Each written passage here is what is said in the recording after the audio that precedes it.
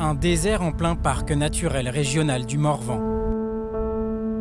Sur cette colline, plus aucun arbre ne se dresse. Une vingtaine d'hectares d'épicéas viennent d'être rasés. Au milieu de cette parcelle, témoin impuissante, la statue de Saint-Marc, qui attirait les randonneurs, garde dorénavant un cimetière de bois coupé. L'abattage de la totalité des arbres d'une parcelle, appelé coupe rase, est un procédé légal, mais décrié par les défenseurs de l'environnement. Un modèle de gestion sylvicole où les arbres ont le même âge, la même hauteur, et peuvent donc être abattus en même temps. La plupart des espèces elles sont adaptées à un certain couvert forestier en été quand il fait chaud, à une terre avec une certaine composition, etc., de feuillage. Et là, elles se retrouvent en pleine lumière, en pleine chaleur. Il n'y a plus rien qui marche, ni les grenouilles, ni les batraciens, ni les insectes, ni les oiseaux. Il n'y a plus d'arbres pour se poser sur une branche, pour faire un nid. On ne tient compte en fait de rien à part la filière bois ici.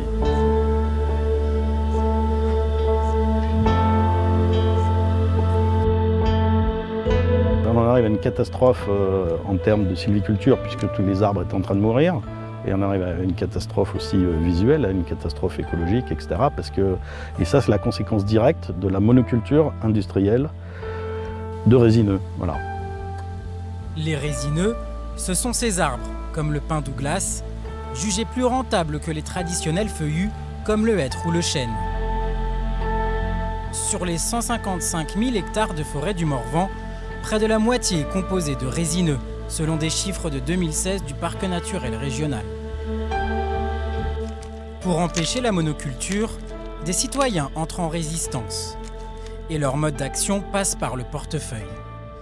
Roger Denis, sociétaire du groupement forestier Le Chat Sauvage, a investi plus de 10 000 €.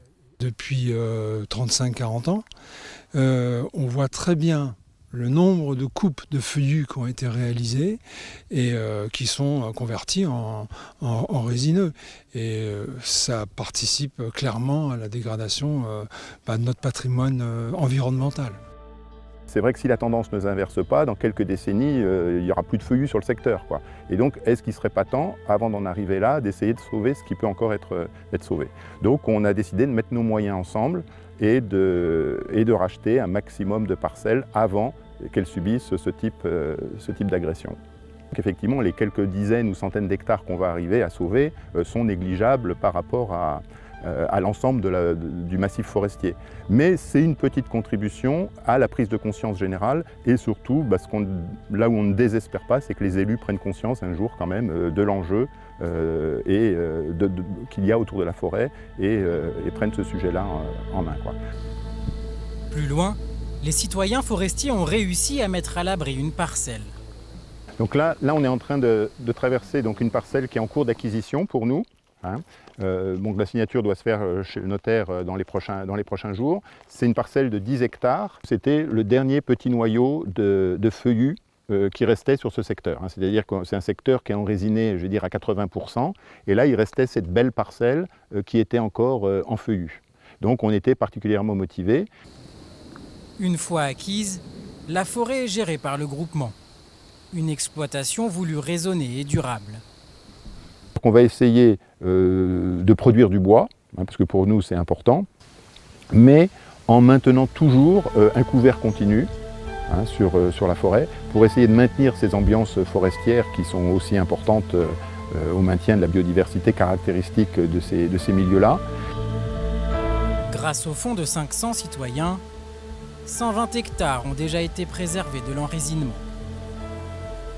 La tendance des constructions en bois, jugée plus écologique, a fait exploser la demande. En 2 ans, le cours du Douglas a quasiment doublé.